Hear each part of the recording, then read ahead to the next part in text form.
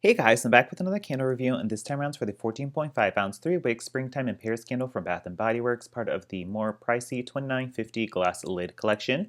The notes on this read soft peach, lotus blossom, and fresh bergamot. I've had this for a while, and I guess finally got around to reviewing it, so here we go.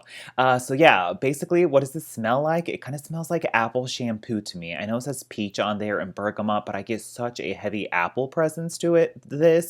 I think of like a dewy, maybe even like a green apple. I definitely get an apple in there, and it's that apple that is oh so similar to the dreaded pink apple punch, green apple orchard, wasabi apple slash apple flower fragrance, which those are all the same, but they have this like very synthetic apple note that I'm just very much not a fan of, but it's very popular for them, so they tend to use it quite often. And this candle seems to be quite popular online, so I guess that apple note is favorable to most people, but certainly not myself.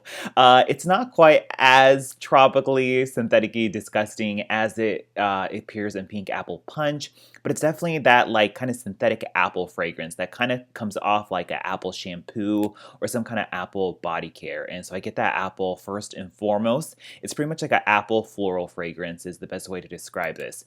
You get slight like a peach skin note. There's a slight peach skin like fuzziness or sweet fruitiness, but it's not as juicy or ripe as the entire peach. So I get kind of like an apple plus a peach skin note is what I get. Then you get finally a like floral note that once again kind of comes off as like a cosmetic or a shampoo or a body care type of fragrance, where it's not totally I guess, apparent or obvious as to being a true blooming flower in nature, but rather some type of like synthetic fragrance, once again created for a cosmetic or a body care or a shampoo fragrance. That's kind of like hard to totally pinpoint. I guess lotus blossom. It's like a fresh spa, clean type floral fragrance is what I get from it most. I would.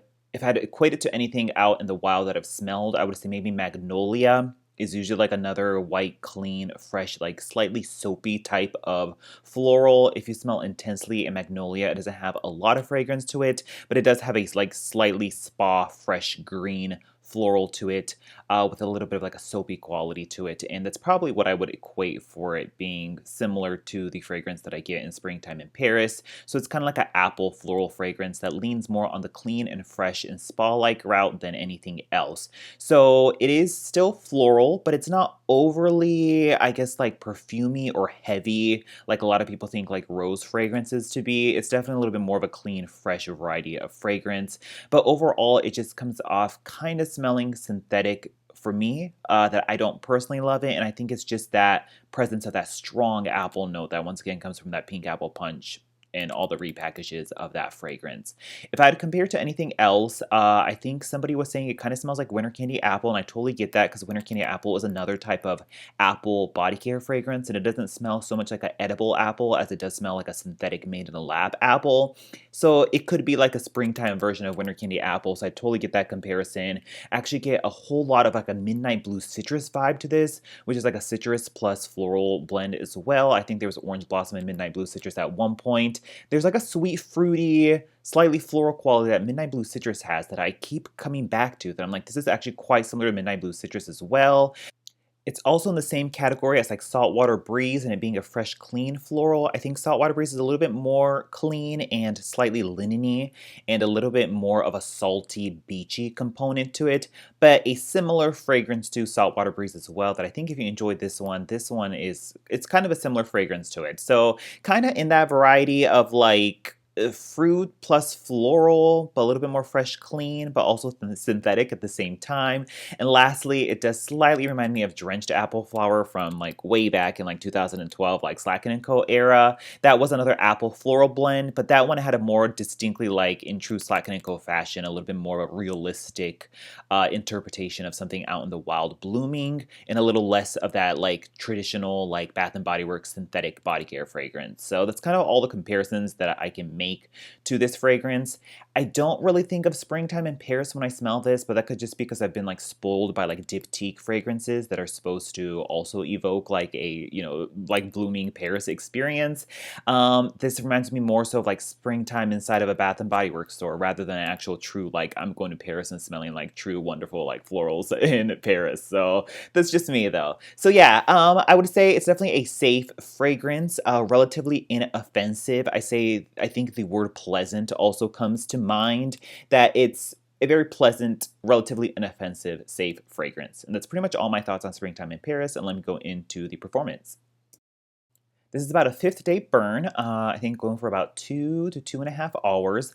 This one burns very hot and vicious, so make sure you trim the wicks on it. I know the first few burns on this were so immensely sooty, like just crazy amounts of soot just billowing off of this. Kind of like the toasted coconut eclair did too, so just make sure you're always trimming this as those thick rope-like wicks that always sew like crazy. So just keep them trimmed, and then don't let it go too long, like usually by the 2 to 3 hour mark, you will start seeing soot on it, so be careful of that. As for the throw, it's like a lighter fragrance in the sense that it's not a heavy fragrance, but the throw is still very quite strong. So I would say a good like 7 to maybe even an 8. It's like a lighter fragrance, but it travels and you can just smell it everywhere. So yeah, it's a good like 7 to 8. So I really have no problems with the throw. That apple really carries forward with the fragrance, and I feel like that's what I get prominently, and then it's backed up by the floral afterwards. So yeah, I really don't have any qualms about the performance on this, other than the excessive sooting, but the throw department is definitely very satisfactory. Overall, this is a total one and done for me. It's not offensive. It's rather pleasant, but it's just that apple note from Pink Apple Punch that I just really don't enjoy. And it's just kind of there. So yeah, that's pretty much it. Let me know if you enjoyed this candle and your thoughts on it, and I'll talk to you guys later. Bye.